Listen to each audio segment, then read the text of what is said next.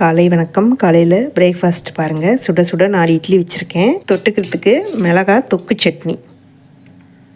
இது சூப்பராக இருக்குங்க. நிறையா செஞ்சு வச்சுக்கிட்டோம்னா கெட்டு கூட போகாது. ஃப்ரிட்ஜில் வச்சுக்கிட்டோம்னா. ரிலேட்டட் வீடியோ பின் பண்ணி வைக்கிறேன் பாருங்கள்.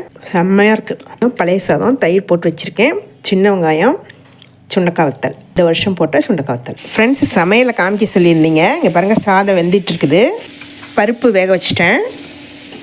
நூல்கோல் பொரியல் ரெடி ஆகிட்டு இருக்குது. வெள்ளைச்சோளத்தை பால் எடுத்து கஞ்சி செஞ்சிட்ருக்கேன். வெண்டைக்காய் பச்சடி ரெடி பண்ணிகிட்ருக்கேன். கத்திரிக்காய் முருங்கைக்காய் சாம்பார் ரெடி ஆகிடுச்சு. இட்லி வெந்துருச்சு. மிளகாய் தொக்கு சட்னி ரெடி ஆகிட்டு. மதியம் லஞ்ச் ரெடி பண்ணிட்டேன் பாருங்கள். எல்லாத்தையுமே சுட சுட சோறு, கத்திரிக்காய் முருங்கைக்காய் போட்டு சாம்பார், தாளிப்போடகம் போட்டு தாளிச்சிருக்கேன். வெண்டைக்காய் பச்சடி, நூல்கோல் பொரியல், மாங்காய், சுண்டக்காய் வத்தல், தயிர் ஊற ஊற்றிருக்கேன்.